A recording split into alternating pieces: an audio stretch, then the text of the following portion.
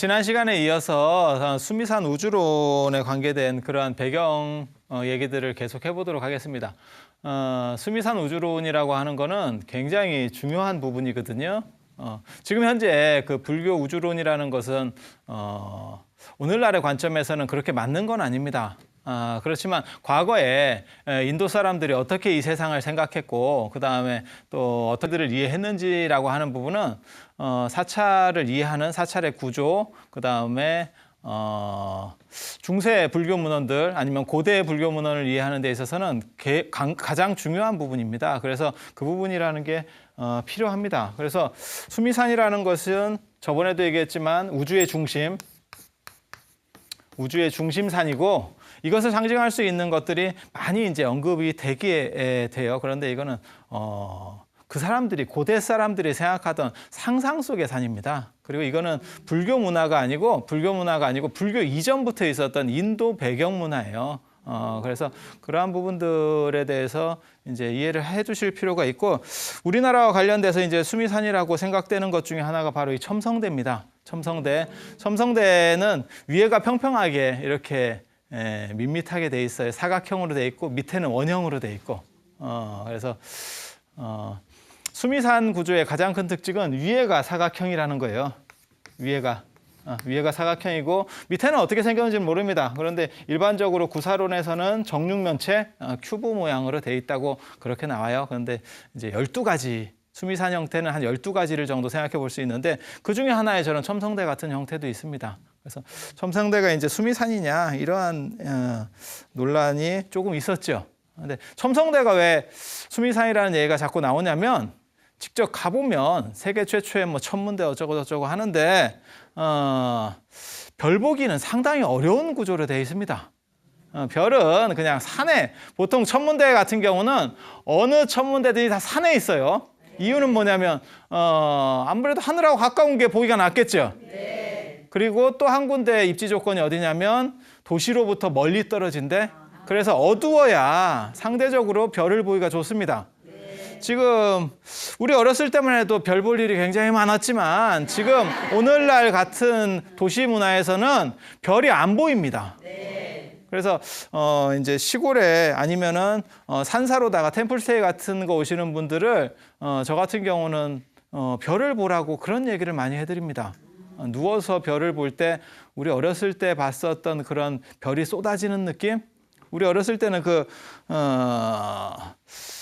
교과서에도 그런 게 있었는데 알퐁스도대 별 이래가지고 별이 뭐 이렇게 진짜 쏟아지는 듯한 느낌 뭐 이런 얘기들이 있었는데 그런 별을 지금은 볼 수가 없죠. 근데 산사에 가보면 그런 별들이 있어요. 아직도. 그래서 참 뭔가 다른 느낌을 주죠. 그런데 이런 별을 본다는 거는 고대에는 어떤 인식이 있냐면 별을 본다는 게 단순히 천체를 관측하는 게 아니고 하늘의 뜻을 받는다? 이런 의미가 있어요. 그래서 일관이라고 하는 건 어떻게 보면 점을 보는 사람, 그 다음에 신의 뜻을 받아들이는 사람, 그 다음에 그걸 해석하는 사람, 뭐 이렇게 되는 거예요. 그래서 이 첨성대라는 게 단순히 별 보기 위한 용도라면 산에 있거나 그 옆에 반월성도 있습니다. 그런 데가 차라리 더 별이 잘 보여요. 그래서 저것은 특이한 구조만큼이나 특이한 유물입니다.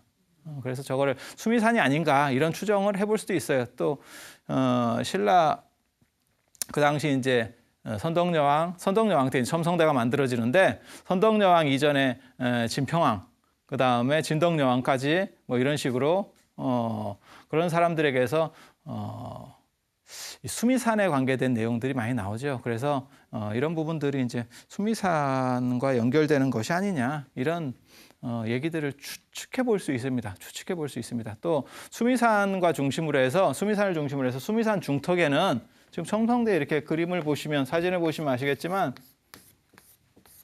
이 중간에 들어가는 입구, 그 다음에 양옆에 이렇게 네 군데로 해서 이런 홈 같은 게 튀어나와 있어요. 있는데 이런 걸 수미산 중턱으로 보면 이게 사천왕천이 됩니다. 사천왕천이 돼요. 그 다음에 해나 별은 이 밖으로 돕니다. 해나 달은 이 밖으로 돕니다. 그래서 이게 전체가 어떤 우주의 축을 나타내는 게 아니냐. 그 다음에 선덕여왕 같은 경우는 재밌는 게 우리가 생각으로는 정치를 굉장히 잘했다고 생각하는데 실제로는 정치를 잘한 사람은 아닙니다. 정치를 잘한 사람이 아니어서 나라가 그 당시에 굉장히 위태로웠습니다. 중국적 기록이라든가 우리나라 기록에 보면 중국에 가서 당나라 태종 그 당시에 중국 역사상 뭐 가장 강력한 군주, 그다음에 정치를 잘한 군주라고도 얘기하는 당태종에 의해서 당태종에게 군대를 빌리려고 하는 그런 부분들도 있고, 그러니까 당태종이 뭐라 그러냐면 너네 나라는 여자를 임금으로 삼아서 위험이 없으니까 내 종실 중에서 쉽게 말해 친척 중에서 남자를 하나 보내줄 테니까 왕을 갈아라, 이런 표현까지 들을 정도예요. 그래서 선덕여왕 당시에 아무튼 북쪽에 고구려가 내려오고 그다음에 서쪽에서는 백제가 쳐들어오고 이런 상황에서 굉장히 위험한 상황이었습니다. 그러한 부분들을 종교적인 관점에서 극복하려고 해요. 정치적으로 현실적으로 무능하니까 종교성을 이용해서 이제 극복하려고 하는 그런 대목들이 여러 군데서 나옵니다. 뭐 성조황고라고도 하고, 그다음에 흔히 그런 얘기 있잖아요. 선덕여왕과 관계된 재밌는 얘기가 있지.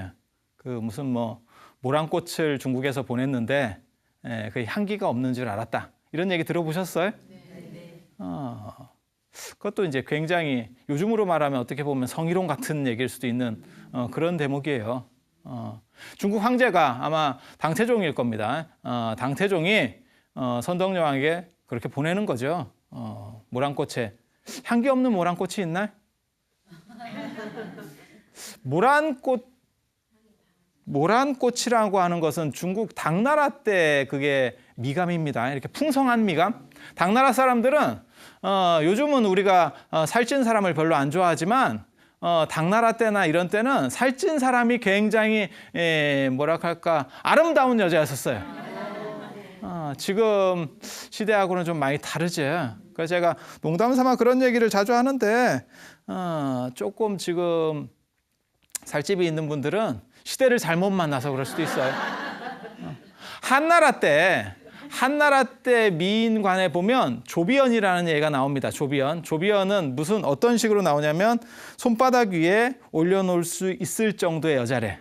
그러니까 굉장히 얍실얍실하고 작고 그다음에 늘씬한 여자, 그런 여자를 선호했던 거예요. 그 당시에는 미인풍이. 근데 당나라 때 양귀비는 굉장히 뚱뚱한 사람입니다. 굉장히 뚱뚱한 사람이에요. 그래서 풍만한 것이 좋으냐, 그 다음에 약간 마른 것이 좋으냐는 시대마다 다 인식이 다릅니다. 실제로 우리 같은 경우도 여러분도 아시겠지만 저희 어렸을 때만 해도 약간 살찐 거를 좋아하는 그런 게 있었어요. 그래서 무슨 배 나오면 부장님 포스라는 둥 이런 얘기들이 있었어요. 그 다음에 어린애들 보약 같은 거 먹여갖고 살찌게 하고 이런 집들이 실제로 있었습니다. 그게 지금은 이제 굉장히 후회할 만한 일이죠. 그렇게 보약으로 살찐 체질은 빠지지도 않습니다. 그래서 지금 그렇게 미감들이 바뀌는데 모란꽃이라고 하는 것은 당나라풍입니다. 그게. 근데 예전에는 모란이 최고로 좋은 거였어요. 그래서 꽃 중에 임금은 모란, 그 다음에 꽃 중에 재상은 작약, 이렇게 나가는 거예요. 그 다음에 화종군자는 연꽃, 이렇게 그렇게 족보들이 있습니다. 그것도 꽃에도. 그 당시 선덕여왕은 남편이 있었다가 남편이 죽었습니다. 그래서 갈문왕이라고, 그게 왕이 아닌 사람이 왕이 됐을 경우 그걸 갈문왕이라고 하거든요. 옛날에. 그러니까는 선덕여왕의 남편은 왕이 아니지만 왕의 버금가니까 그런 칭호를 이제 붙여주는 거거든요.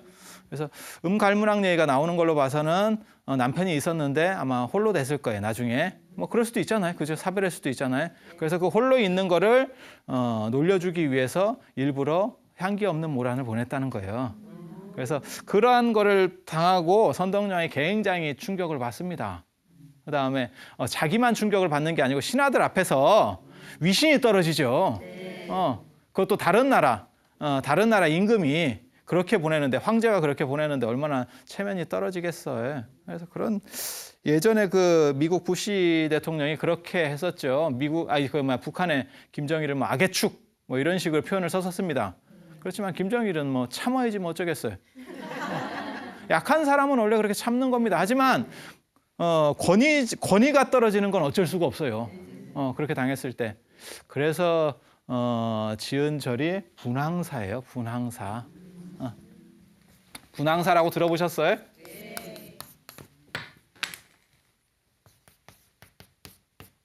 분향사. 황제에게는 향기가 있다. 선덕여왕이 그 충격을 딛고 다시 국론을 화합하고 그 다음에 권위를 세우기 위해서 분향사를 짓고 그 다음에 자기는 향기가 있다라고 말하면서 저런 이름을 지은 아주 뭐 재밌는 절입니다. 그리고 가보면 거기 탑이 있어요. 우리나라에서 가장 오래된 모전석 탑. 이렇게 분향사 탑이 있는데 그 탑 안에서 나중에 유물을 발굴할 때 뭐가 나왔냐면 바늘, 그 다음에 실패 뭐 이런 게 나옵니다. 여성용품이 나옵니다. 여성용품이. 실제로 그렇게 자기 개인용품을 넣는 거는 굉장히 특이한 경우입니다. 상원사에서 그 문수동자상에서 세조 옷이 나오는 것처럼 굉장히 특이한 경우예요. 자기 개인적인 어떤 발언이 들어갈 때 그럴 때 나오거든요. 그래서 이것도 이제 선덕여왕과 관련된다 이런 식으로 이제 파악을 하는 거예요. 그래서 선덕여왕의 정치적인 행보에 있어서 여성이기 때문에 군사력의 약간 무력한 부분을 보충하기 위해서 종교성을 굉장히 강조를 하거든요. 그와 관련된 유물이 바로 이런 첨성대예요. 그래서 이게 이제 수미산을 상징하는 게 아니냐. 또 선덕여왕 같은 경우는 마지막 돌아가실 때 죽을 때 나를 수미산 정상에 묻어달라. 도리천에 묻어달라. 이렇게 얘기를 해요. 그래서 실제로 그 도리천이라는 게 나중에 이제 확인이 되는 거죠. 왜냐하면 그 선덕여왕 무덤 아래쪽에 나중에 문무왕 때에 사천왕사가 들어섭니다.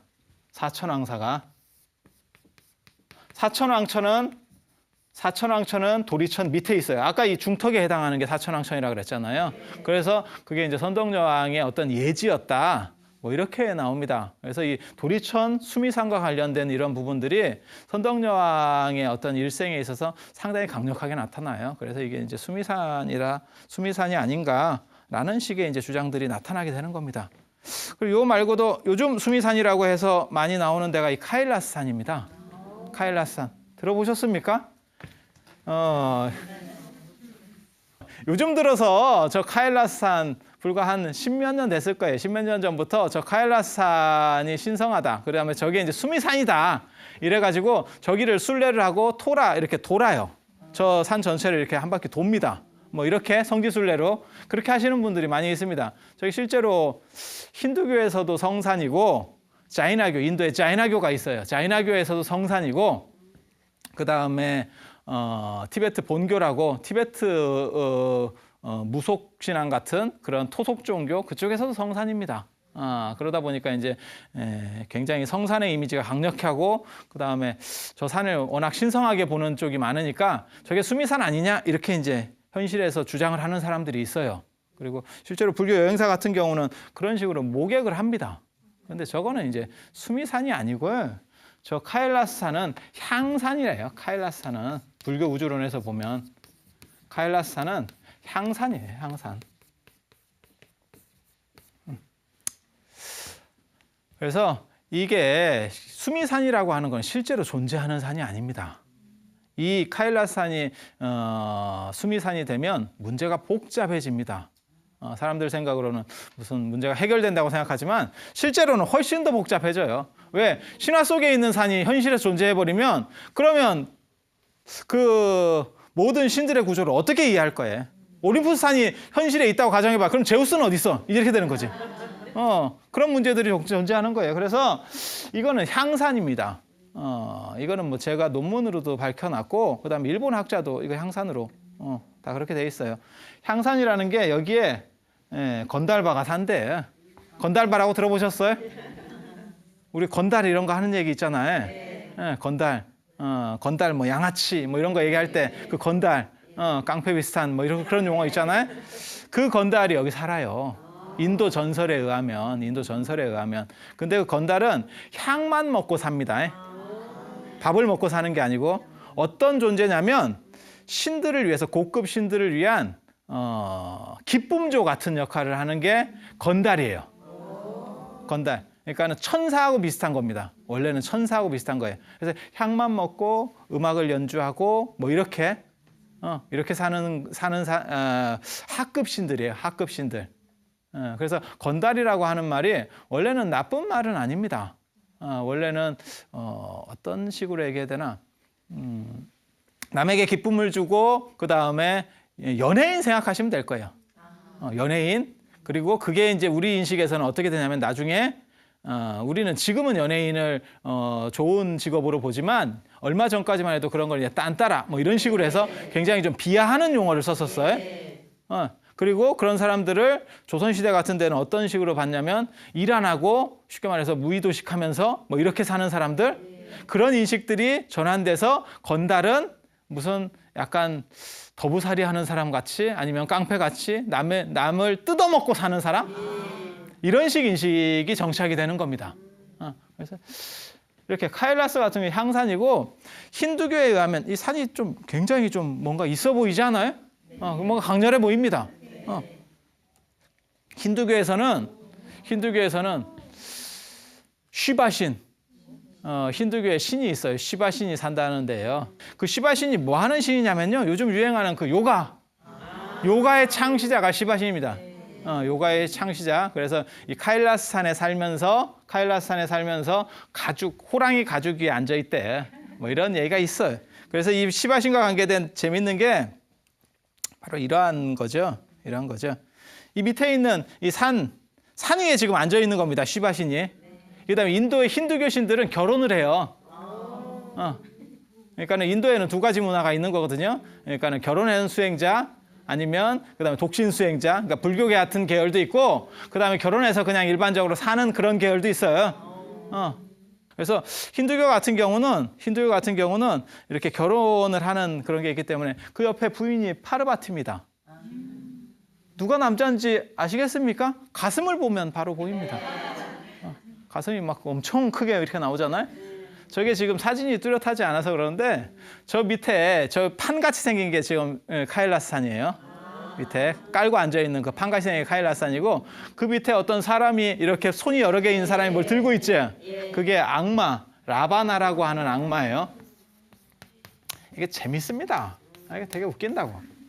원래 저기 이제 스리랑카의 아마 군주였을 거예요. 그래서 라바나라고 하는 사람은 스리랑카의 군주고 그 나중에 이제 스리랑카가 인도에 정복되면서 그냥 악마로 이제 변신을 하게 되는데 악마 이미지를 갖게 되는데 이 라바나가 시바신을 해치우기 위해서 산 전체를 들어서 엎어버리려고 하는 거예요. 지금 그런 대목입니다. 그런 대목이에요. 굉장한 힘이 있기 때문에 그래서 덮어버리려고 하는데 시바신은 자기 마누라 찌찌를 만지면서 발끝으로 딱 누르니까 산이 안 움직이더라는 거예요. 그게 무슨 얘기냐면 악마보다 훨씬 세다. 악마가 총력을 다해서 그렇게 무언가 시바신을 제거하려고 했지만 그냥 발끝으로 살짝 누르니까 악마는 꼼짝도 못한대. 엘로라 석굴에 있는 인도에 가면 아잔타 엘로라 석굴이라고 있거든요. 엘로라 석굴에 있는 부조예요. 그리고 지금 우리나라 사람들이 이게 지금 카일라사나트 사원이라는 거거든요. 엘로라 석굴에서 가장 큰 사원. 엘로라 석굴 갈 때 입장료를 내지만 여기 들어갈 땐 또 입장료를 한 번 더 냅니다. 굉장히 대단한. 저 같은 경우도 제가 전 세계를 여러 군데 다녀봤지만 가장 거창한 유물로는 제가 이걸 칩니다. 산 하나 전체를 깎았어요. 산 하나 전체를 깎는데 이게 이제 사원 전체 전경이에요. 전체를 깎는데 가장 놀라운 거는 석굴암 같은 거는 이렇게 붙였잖아요.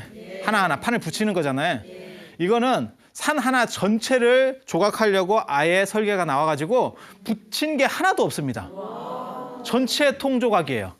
전체 통조각. 그러니까 산 하나를 놓고 전체를 통으로다가 조각하는 거예요. 그게 이제 인도 사람들의 수학적 능력이라고 하는 거거든요. 그러니까는 계산 잘못해가지고 어느 한 군데를 더 깎아버리면 뭐 끝나는 겁니다. 그런데 이런 방 하나만 깎는다고 해도 이게 쉬운 일이 아니거든요. 그냥 전체를 깎아 나가는 거예요. 안에서 깎아 나가는 거예요. 그런데 산 하나 전체를 저렇게 깎는다는 거는 뭐 대단한 일이죠. 보통 대단한 일이 아니에요. 그래서 진시황의 무슨 뭐 병마용 이런 거 얘기하는 사람들이 있지만 실제로 가보면 이게 훨씬 더 대단합니다. 훨씬 더. 그리고 이거는 이렇게 이 정도 찍어가지고는요 감각적으로 잘 안 와요. 너무 큰 거는 너무 크고 이렇게 그런 경우에는 사진에 잘 안 들어옵니다.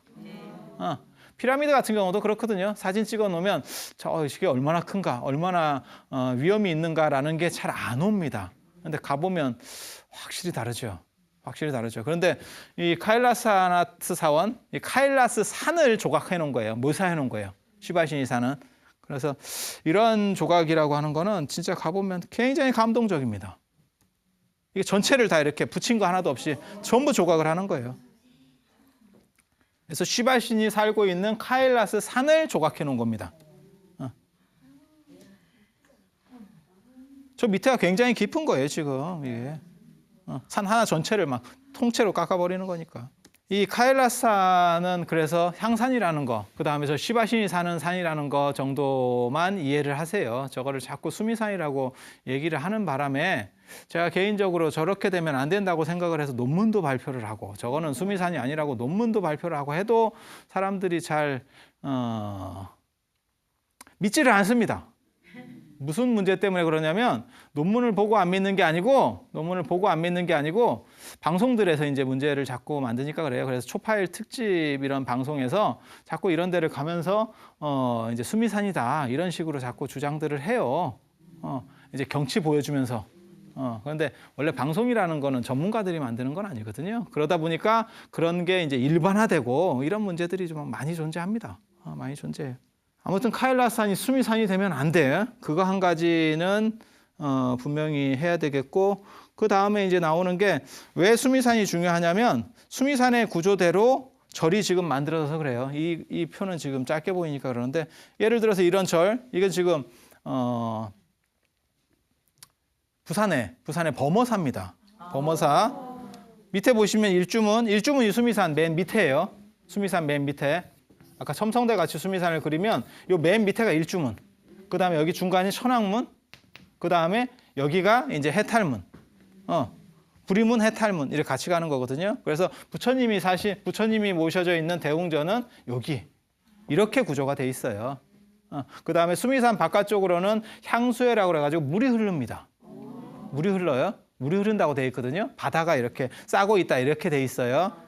그래서 그 부분을 해당하는 게 뭐냐면 절에 가면 언제나 다리가 있어요. 다리를 건너가죠. 다리를 건너가. 그래서 그런 구조들이 오늘날까지도 그대로 남아 있는 거예요. 그러니까 저 수미산 우주론을 바탕으로 해서 절을 만들기 때문에 그래서 수미산 얘기를 자꾸 하는 겁니다. 수미산이 지금 있는 것도 아니고 지금 과학적 지식으로 맞는 것도 아닌데 왜 저 얘기를 하느냐, 자꾸 사람들이 그렇게 생각할 수도 있는데 이걸 모르면 이 구조 자체를 이해할 수 없어요. 그러니까 절 구조 자체를 이해할 수가 없어요. 그리고 우리나라에서 큰 절들은 전부 다 이런 똑같은 구조로 만들어져 있다는 거, 그런 정도 생각을 하시면 됩니다. 이게 통도사.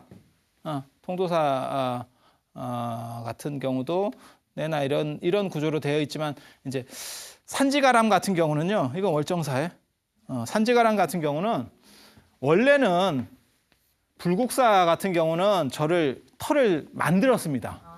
그래서 뭐 37년이 걸렸다 이런 얘기가 나오는 거거든요. 그래서 터 자체를 다 만들었어요. 돈을 많이 들여서. 그래서 이제 축대 같은 경우가, 불국사 생각하면 이런 축대 같은 게 생각나는 게 전체를 다 만들어서 그래요. 근데 예전에는 그렇게 축대 쌓기가 굉장히 어렵습니다. 집 짓는 거는 쉬워요. 집 짓는 거는 나무 베다가 지면 쉬운데 축대 쌓는 거는 중장비가 없으면요, 이게 인력으로 한다는 게 굉장히 어렵습니다. 그러다 보니까 무슨 일이 벌어지냐면 일반적인 사찰은요, 불국사는 막 정부 주도로다가 김대성이 정부 주도를 해서 만든 사찰이고, 그게 무슨 사찰이냐면 신라가 통일한 지 한 100년 정도 지나니까 자신감이 생긴 거예요, 한마디로 얘기해서. 그래서 고구려인 백제인들이 섞여 있잖아요. 네? 한반도에 고구려 백제가 섞여 있잖아요, 이렇게. 신라가 전체를 통일하긴 했지만 이 사람들을 같이 가야 될 거 아니에요. 계속 차별할 수는 없잖아요. 처음에는 차별을 했어. 당연한 거예요, 그거는. 그래서 신라 사람들이 고구려 백제를 차별을 했었는데 이런 식으로 계속 가면 나라가 유지가 안 됩니다. 그러니까 한 100년 정도 지나면 자신감이 생기니까 이 사람들을 하나로다가 융합할 필요가 생기는 거예요. 그 시점에서 국가적인 프로젝트로 건설되는 게 불국사입니다. 예를 들어 봅시다. 김효신이라는 사람이 있잖아요. 김효신이 계백을 죽였잖아요, 결국. 계백을 죽이는 거잖아요. 그럼 계백은 어때요? 계백이 굉장히 재밌는 장군이에요. 중국에도 그런 장군은 몇 없어요. 전쟁에서 졌는데 이름이 나요. 장군이라고 하는 건 전쟁에서 이기라고 노는 게 장군입니다. 장군이 전쟁에서 지면 그게 아무 쓸모도 없어요. 그런데 계백 같은 경우는 전쟁에서 졌고 그로 인해서 나라가 망했는데도 불구하고 이름이 나 있어요. 그건 왜 그러냐면 이미 어쩔 수 없는 상황이었고 할 수 있는 대로 최선을 다했기 때문에 그 사람을 기려주는 거예요. 그런데 김유신이라는 사람 입장에서는, 김유신의 신라적 입장에서는 계백은 무조건 나쁜 놈입니다. 그렇게 될 수밖에 없잖아요. 김유신은 정당하니까. 그렇게 되면 백제 사람은 계속해서 정당성을 얻을 수가 없는 거예요. 그런데 이 공통분모로 뭘 잡냐면 부처님 나라, 이렇게 잡는 거예요. 부처님 나라 안에서는, 쉽게 말해서 아미타불의 극락정토 같은 부처님 나라 안에서는 계백도 자기의 충성심을 타당하게 변증받을 수 있고 김유신도 충성심을 변증받을 수 있지. 둘 다 양립할 수가 있는 거죠. 부처님 나라에서는 신라나 백제라는 개념이 없으니까. 이해가 되죠? 그렇게 해서 만든 절이 불국사예요. 부처님 나라절. 부처님 나라절. 그래서 전체를 이렇게 만들다 보니까 그건 국가 프로젝트니까 털을 밀어낼 수가 있는 거예요. 토목공사, 대규모의 토목공사를 할 수가 있어요. 그래서 불국사가 들어서면서 통일신라가 완성된다, 이렇게 보시면 돼요, 사실. 그런데 일반적인 절들은 털을 민다는 게 너무 어려운 일이에요. 그리고 절이 들어서는 데 있어서 가장 중요한 건 물입니다. 물입니다. 그래서 폐사지 이런 데 보면 꼭 어떤 전설이 있냐면 폐사된 절에는 빈대가 들끓어서, 이런 전설이 있어요. 빈대가 들끓어서 그 절이 망했다, 이렇게 없어졌다. 무슨 얘기냐면 빈대가 들끓는다고 사람이 못 살겠어요? 그 물길이 바뀐 거예요. 계곡의 물길이 바뀌면 누구도 살 수가 없어요. 물 없이는 못 살잖아요, 사람이. 물은 있어야 되잖아요. 그리고 모든 지금까지 남아있는 절들을 가보면 전부 다 계곡 옆에 있습니다. 계곡 옆에 있어요. 그런데 우리나라는 원래 절은 산에 있는 건 아닙니다. 산에도 있고 도시에도 있는 거예요. 그리고 원래 부처님은 도시의 절을 만들었어요. 원래 도시의 절을 만들었어요. 그런데 나중에 설명을 또 해드리겠지만 도시에 만들었는데 산에 지금 현재 우리나라 같은 경우 절이 남아있는 이유는 간단합니다. 조선시대 유교 문화를 거치면서 도시에 있는 절들은 다 유생들한테 뺏겼어요. 자기 집으로다가 바꿨다고. 집으로 바꾸거나 안 그러면 서원을 만들거나 이렇게 되는 거예요. 그 다음에 한옥 건물은 특징이 조립식이에요. 전부 이렇게 짜맞춤식으로 해서 조립을 하거든요. 못을 쓰는 게 아니고. 이 얘기는 뭐냐면 건물을 옮겨 지을 수도 있습니다. 뜯어가지고 다시 재조립하면 돼요. 블록 장난감 생각하시면 됩니다. 그런 문화가 가능하기 때문에 자기 집이 필요하면 저를 쫓아내고, 쉽게 말해서 스님들을 쫓아내고, 권위가 있을 때 쫓아내고 그거를 갖다가 놓고 자기 집으로다가 다시 재조립해가지고 자기 집을 만들 수가 있어요. 그런 게 가능하기 때문에 도시절들은 다 사라지는 겁니다. 다 사라지게 되고 산에 있는 절들만 상대적으로 남는 거예요. 산에 있는 절들은 가서 없애기도 쉽지 않습니다. 왜냐하면 그게 잠깐 걸어가야 되는, 해인사 예를 들어서 내가 유생인데 조선시대 때 해인사를 내가 불을 지르러 가려고 해. 그러면 거기 가는 것도 쉬운 것도 아니고, 가면 스님들이 불 내주세요 이렇게 가만히 있나? 죽기 살기로 저항을 하는 겁니다. 그러면 사람들 조금 데리고 가면 오히려 자기네들이 당할 수도 있는 거예요. 위험하죠? 그렇기 때문에 그거 사람 죽이려고 굳이 거기까지 이렇게 사람 못 살게 하려고 간다기보다도 한 두어 번 하다가 더 이상 안 하는 거예요. 그러면 산에 있는 절은 다시 살아날 수 있는 그런 배경이 되고, 도시는 배경이 불가능하죠. 그래서 도시절은 다 없어지고 산에만 지금 남아있는 거예요. 그래서 마치 보기에 산에 있는 절이 원래부터 있었던 거 아니냐, 그런 건 아닙니다. 그런 건 아닙니다. 도시절이 원래 있는 거예요. 황룡사 같은 거 생각해 보세요. 진흥왕이 대궐을 지으려고 털을 밀다가 거기서 용이 올라와서 그게 황룡사가 되는 거거든요. 임금이 도시 중앙에 살지. 쉽게 말해서 지금 서울시청 하면 서울시청이 중앙에 있는 거지 산에 있겠습니까? 그건 불가능한 얘기예요. 그건 불가능한 얘기예요. 그래서 원래 절은 다 도시에 있어요. 원래 큰 절들, 좋은 절들은 원래 도시에 있는 거고, 사실 산에 있는 절이 그렇게 좋은 절은 아닙니다. 옛날에는. 그런데 이제 B급 사찰들이 그렇게 남는 거예요. 그리고 A급 사찰들은 다 사라지게 되는 거고, 역사 속으로 사라지게 되는 거고, 뭐 그렇게 되는 거예요. 그래서 여기도 보면 이 월정사터도 보시면 물이 이렇게 앞으로 계곡이 흘러간다는 걸 알 수 있어요. 그러다 보니까 절이 앞으로 발전하지를 못해요. 계곡이 있으니까.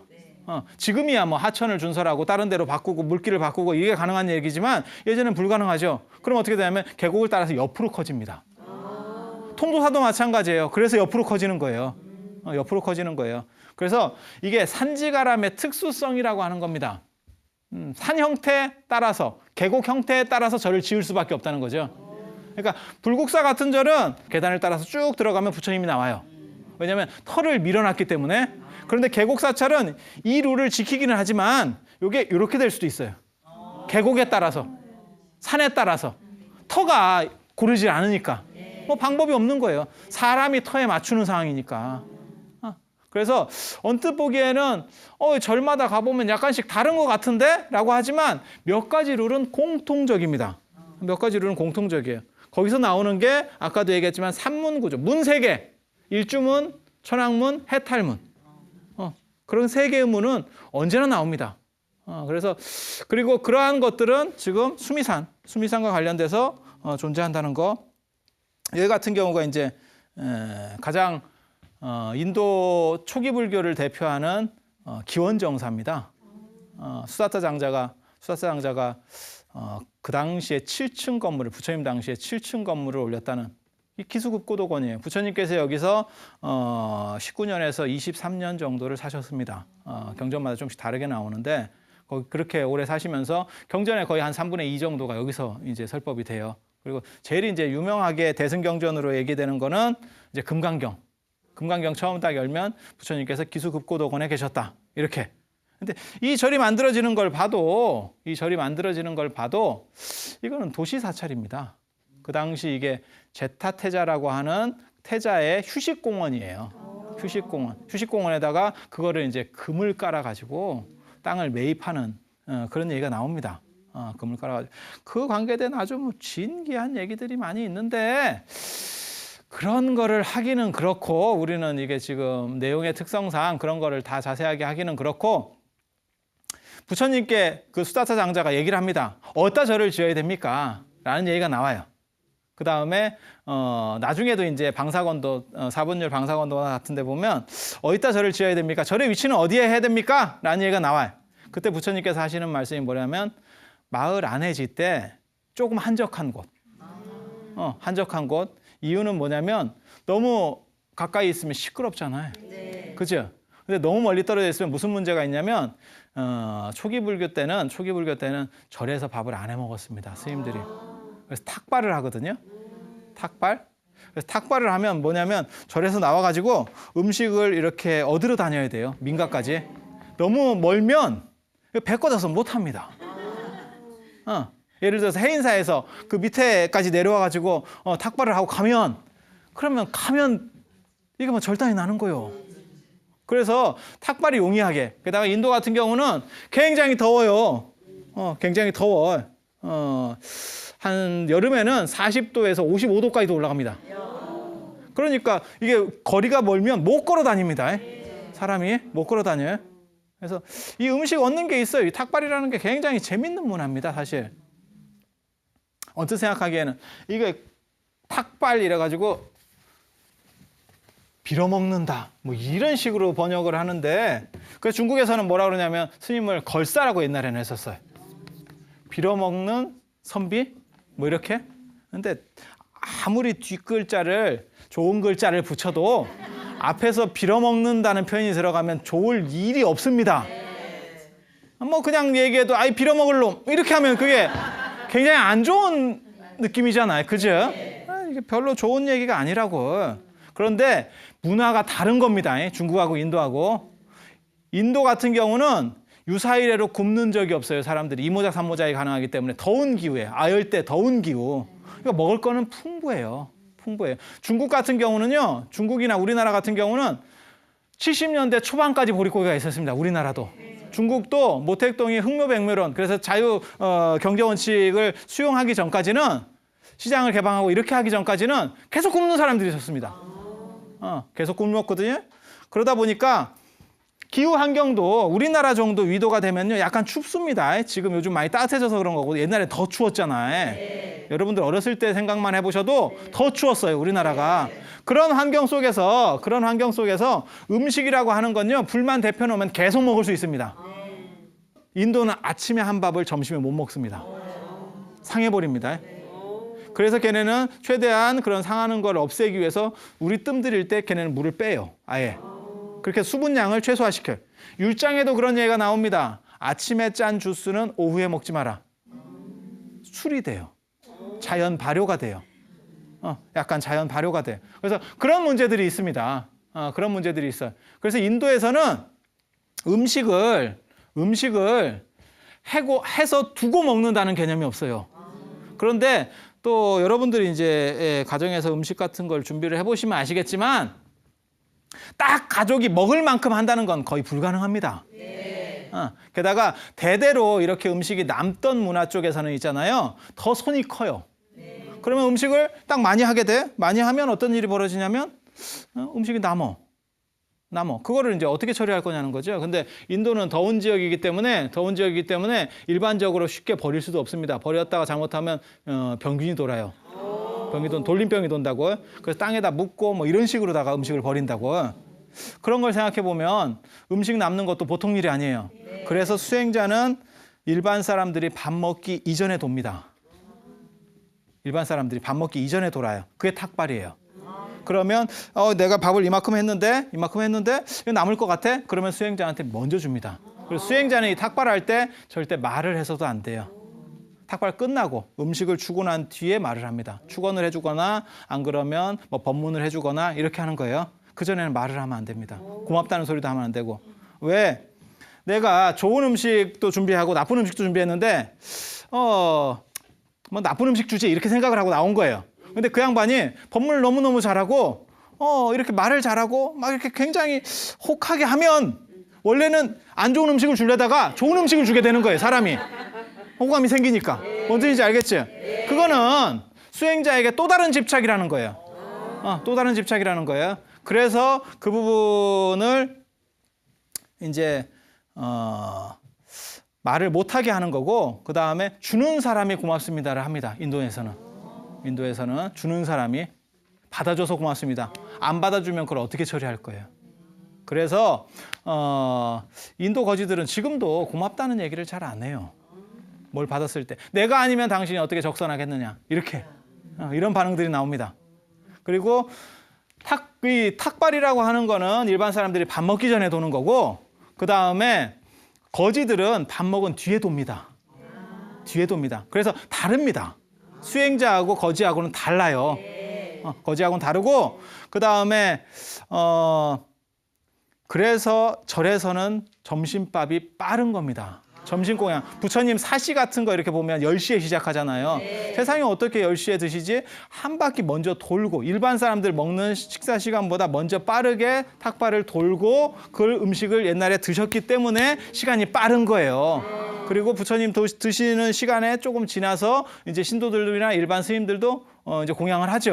그래도 12시 이전에 다. 저 같은 경우 이제 월정사에 있는데 저희 점심 공양 시간은 11시입니다. 그러면 일반 사람들 입장에서 굉장히 빠르죠. 이유가 뭐냐면 먼저 그렇게 돌기 때문에. 그리고 이러한 탁발 문화 때문에 뭐가 나오는 거냐면 절이 마을 밖에 있으면 안 됩니다. 나갈 수가 없어요. 그래서 절은 마을 안에 있는 거예요. 원래 인도절은 마을 안에 있는 거예요.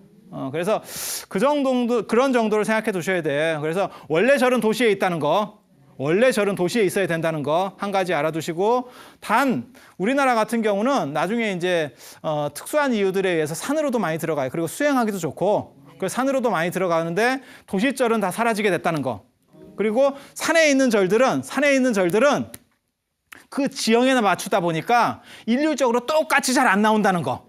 그 정도를 배경으로 먼저 이해하시면 되겠습니다. 그래서 오늘은 그 정도 하는 얘기로 해서 마치고, 다음 시간에는 이러한 구조들이 어떻게 나타나게 되는지, 그 다음에 어떤 정형화가 존재하는지에 대해서 말씀드리도록 하겠습니다. 자, 이상 마치도록 하겠습니다.